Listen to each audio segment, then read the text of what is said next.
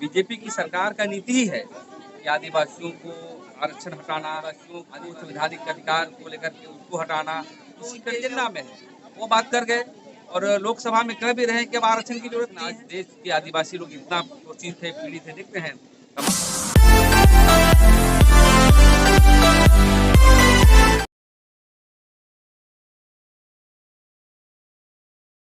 अभी हमारे साथ बातचीत करने को के लिए आदिवासी जन परिषद के केंद्रीय अध्यक्ष प्रेम साहिब मुंडा जी। दादा, कल का जो बयान है संसद भवन में प्रधानमंत्री के द्वारा जो बोला गया है कि तमाम एसटी ओबीसी का जो आरक्षण है और जो सरकारी नौकरी में उनका जो प्रतिनिधित्व मिलता है वो कहीं ना कहीं नीचे की ओर लाने का काम करते हैं। ये तो हम लोग पहले से कर रहे थे जब हम आदिवासी जन परिषद चला रहे हैं। और हम समझते 15 वर्ष से, हम 20 वर्ष से हम देख रहे थे कि बीजेपी की सरकार का नीति ही है कि आदिवासियों को आरक्षण हटाना, आदिवासियों को संवैधानिक अधिकार को लेकर के उसको हटाना, इसी कड़ी में वो तो जो उनके एजेंडा में है वो बात कर गए और लोकसभा में कह भी रहे हैं कि अब आरक्षण की जरूरत नहीं है। जबकि आरक्षण, आज देश के आदिवासी लोग इतना शोषित थे, पीड़ित थे, देखते हैं।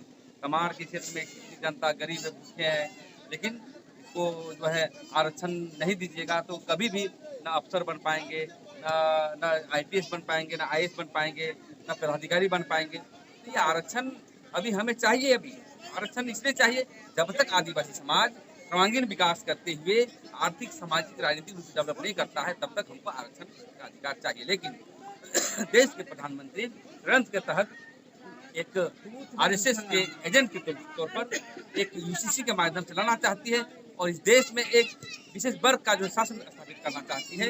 इसलिए जो सदन में बोला गया है, इसका आदिवासी जन परिषद के लोग तीखी निंदा करता है और हम भी इसका तीखी निंदा करते हैं।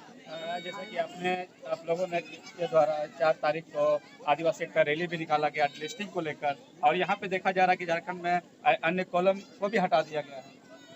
कल हम लोग इस संदर्भ में हम लोग महामहिम राज्यपाल के समक्ष जो है अखिल भारतीय आदिवासी विकास परिषद सहित विभिन्न संगठन के द्वारा हम लोग धरना देने का काम किया।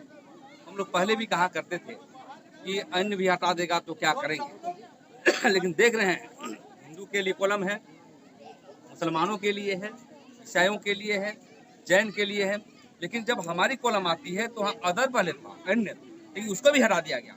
हम तो कहना चाहते हैं आपकी मीडिया के माध्यम से, पूरे देश के सामाजिक कार्यकर्ता, चाहे जो भी संगठन चलाते हैं, धर्म संगठन, सांस्कृतिक संगठन, सबको जितने की आवश्यकता है और जनता के बीच जाए और बताए कि सरकार कैसे जो है दोहरी नीति काम कर रही है। एक तरफ कहती है कि आदिवासी का विकास करेंगे, दूसरी तरफ आदिवासियों का शोषण और दमन जो है संवैधानिक तरीके से किया जा रहा है। इसलिए धर्म कोलम का पहले हम लोग बोलते डिलिस्टिंग कर रहा है, हमें तो लगता है कि आदिवासी का डिलिस्टिंग हो गया। डिलिस्टिंग करने की शुरुआत आदिवासियों से हो रहा है। लगातार जिस तरह से आदिवासी पूरे देश भर में जल जंगल जमीन की लड़ाई लड़ रहे हैं, लेकिन कहीं ना कहीं आज भी वो अपने हक अधिकार को लेने में सक्षम नहीं हो पा रहे हैं। क्या कुछ कारण है? देखिए, आदिवासी समाज विकास के पथ पर आने के लिए अच्छे नेता की जरूरत है। मान लीजिए देश के राष्ट्रपति बना दिया आदिवासी, वो आपके हित में काम कर रही है। हमारे यहाँ बहुत सारे मंत्री हैं आदिवासी, लेकिन जब आदिवासी मुद्दे को लेकर के वो काम नहीं करते, सदन में नहीं बोलते हैं, पार्लियामेंट्री इंक्वायरी नहीं करते हैं, तो कहीं ना कहीं हम आदिवासियों को नेता और विधायक जो बनते हैं उनको आदिवासी विचारों से लेस होना होगा, उनको बिरसा मुंडा, सिद्धू कानू के लेस और दर्शन से लेस होना होगा।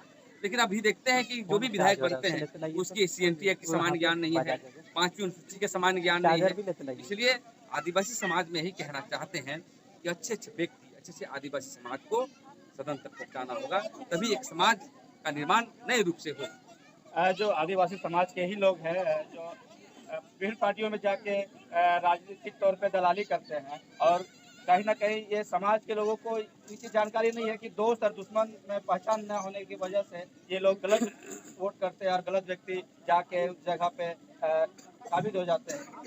देखिए, जो आदिवासियों के धर्म के बारे में मेरा फोन लेते लाइए, दूसरे दल में है या आदिवासी विरोधी दल में है, तो नो सिक्वेट, वो हमारा भाई है, वो भटक गए, वो इस चीजों को नहीं जानते हैं। हम यही कहेंगे कि वो आदिवासी ऑर्गेनाइजेशन में साथ रहें, समाज के साथ उठे बैठे, प्रोफेसर के साथ बैठे, सामाजिक कार्यकर्ताओं के साथ बैठे, बूढ़ा बुजुर्ग से बात बैठे। जो आदिवासी समाज के नीति सिद्धांत को जानता है, जो तो इन दल में जो गैर आदिवासी आदिवासी लोग हैं वो हम लोग साथ बैठ जाएंगे, सीख जाएंगे।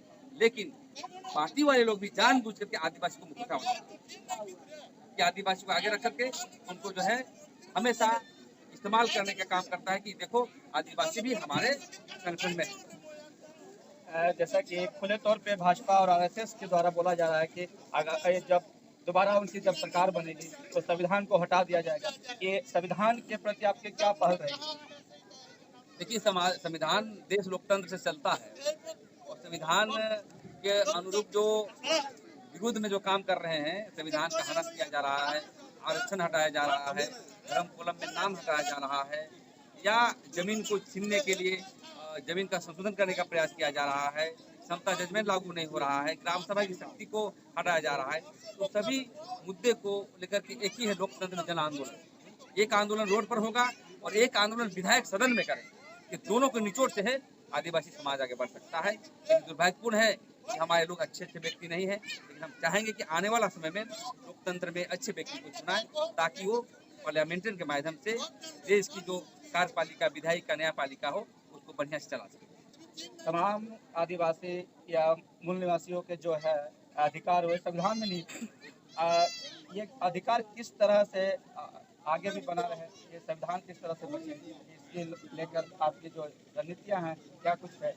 अभी जो आंदोलन होना चाहिए हम लोग कह रहे सब मिलकर के देश को संवैधानिक बनाने के लिए, संविधान की रक्षा करने के लिए, देश की अखंडता के लिए, देश की एकता के लिए और आदिवासी को खासकर आदिवासी मूलवासी एकता के लिए। और जब तक एकताबद्ध तरीके रह जाए और जनविरोधी ताकत को वोट के माध्यम से उसको हटा दे तभी जो है हमारा आंदोलन संपूर्ण होगा और हमारा जो सिद्धांत है वो जीवित रहेगा। जैसा कि आपने सुना कि तमाम जो राजनीतिक पार्टियां हैं कहीं ना कहीं आदिवासियों के साथ में छलावा करते हैं और आदिवासी विरोधी कानून भी लाते हैं, जिसको लेकर आदिवासी समाज काफ़ी खासा नाराज भी है और आए दिन आंदोलन कर रहे हैं। ऐसे ही आगे खबरों के साथ बने रहें। द खबर मैच के साथ मैं राज कुमार, धन्यवाद।